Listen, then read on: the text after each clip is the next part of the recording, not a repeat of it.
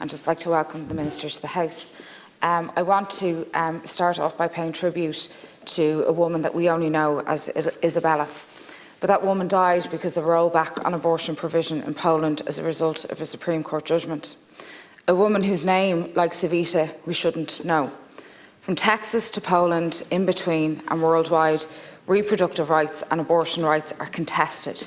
And that is why this bill is so important. Because protests outside maternity hospitals, GP clinics are about creating a chill effect. It is the case in America for the Oireachtas protests, and is the case in places like Ealing and Richmond that have safe access zones. Despite an overwhelming repeal vote, just 10 out of 19 maternity hospitals offer abortion services and just 10% of GPs. 375 women still travelled in 2019. Women travelled in 2020 and women travelled in 2021.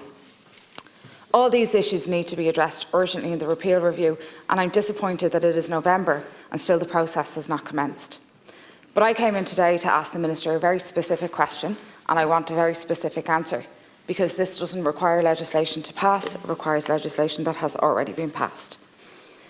It is in relation to COVID legislation regarding women travelling to access abortion services and being asked to have COVID testing in place, or a PCR.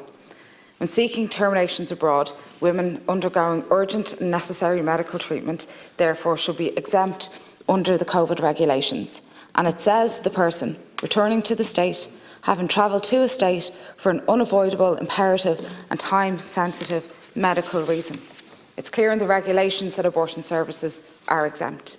Yet the Minister and his department haven't made clear on that statement, either in response to parliamentary questions or queries from organisations who help women access abortions.